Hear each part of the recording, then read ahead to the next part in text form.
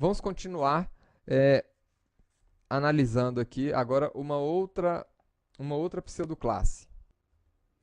Vamos ver aqui, por exemplo, no nosso código, colocar aqui mais um atributo, o atributo lang.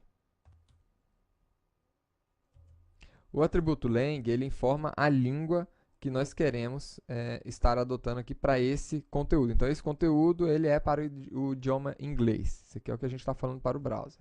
Então, por enquanto, não tem nenhuma modificação. Mas nós podemos aqui utilizar mais uma pseudoclasse, né? Na nossa tag A, eu quero utilizar a pseudoclasse aqui, lang. Essa pseudoclasse ela vai ser utilizada aqui, e aqui eu vou informar em qual é o lang que eu quero adotar, é o lang inglês aqui, na língua inglesa, e aí eu posso colocar uma outra cor aqui,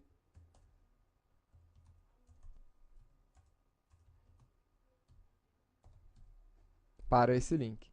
Então ele mudou a cor do link por conta do elemento ser em inglês, né? Se eu quisesse aplicar esse elemento, essa pseudoclasse para qualquer elemento aqui, né? Simplesmente eu poderia tirar o nome do elemento e ele passaria a aplicar para todos os elementos que tenham a marcação lang em inglês, né?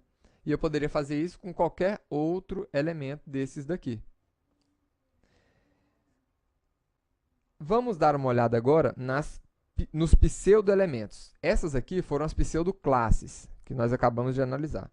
Agora vamos ver aqui os pseudo-elementos. Vamos começar com o pseudo-elemento firstLine.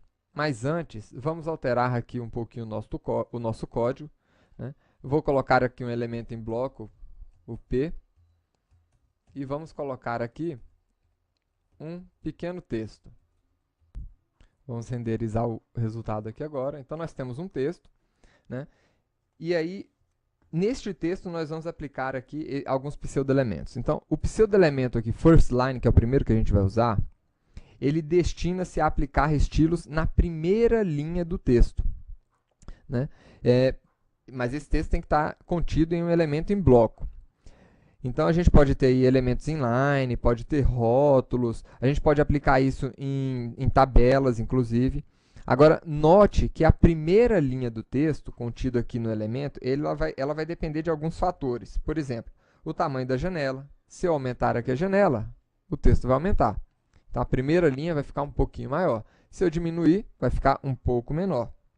Vai depender do tamanho da fonte, vai depender desses fatores, de tabulação, enfim. Então, a quantidade de texto que a gente vai estilizar com esse pseudo-elemento vai variar de acordo com esses fatores. Então, vamos começar aqui, né? Eu quero alterar aqui a cor do elemento P, né? Que é o elemento que nós estamos utilizando aqui no parágrafo. E eu quero alterar a primeira linha deste elemento. Então, first line. E aqui nós podemos colocar a primeira linha apenas com a cor azul.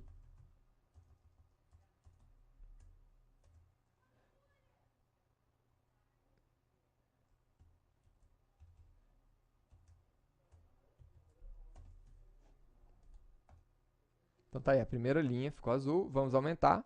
Então, aumentamos o tamanho do browser, ele deixou a linha, que ficou um pouco maior, azul também. Outra coisa que outro pseudo-elemento legal aqui de utilizar são as first letters.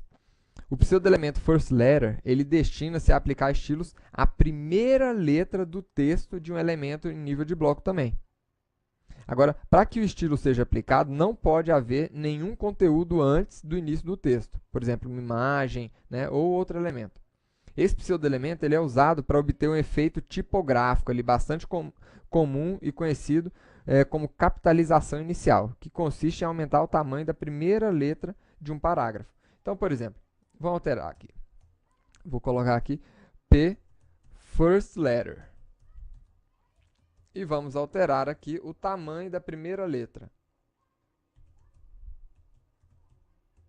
Vamos colocar aqui 40 pixels.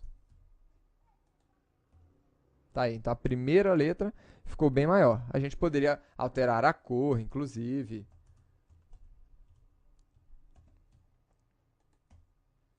E assim por diante.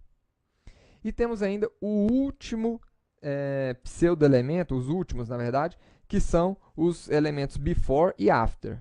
Os pseudo-elementos before e after, eles destinam-se a inserir conteúdos no documento.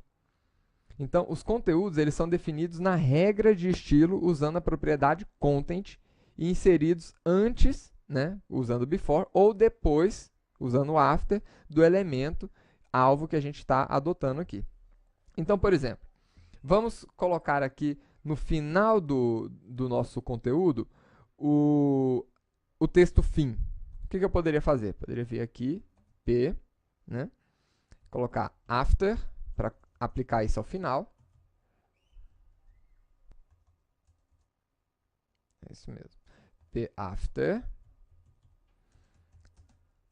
E vamos aplicar aqui, colocar um texto. Então, usando o atributo content, eu vou aplicar aqui um texto fim.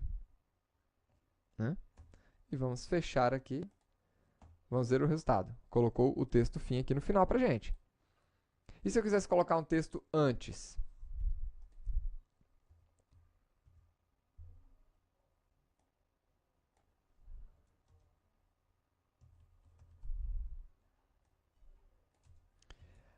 Agora, um detalhe importante.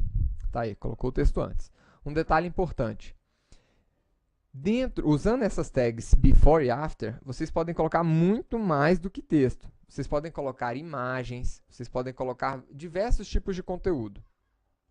Mais informações, vocês vão poder voltar aqui, né, na W3 Schools e procurar ali sobre pseudoclasses, pseudoelementos. E assim, apenas a título de curiosidade, né, vocês podem navegar aqui para a área de referência e vocês vão encontrar logo no início aqui a lista de seletores que nós já estudamos nessas últimas 3 aulas. Né? Os seletores do tipo classe, do tipo ID, né? O universal, todos aqueles seletores, os pseudo-elementos, as pseudoclasses, tudo está aqui para vocês poderem pesquisar e ver para que serve exatamente. Tá bom? Então, até a próxima aula, pessoal. E usem muito bem aí os seus seletores. Até lá!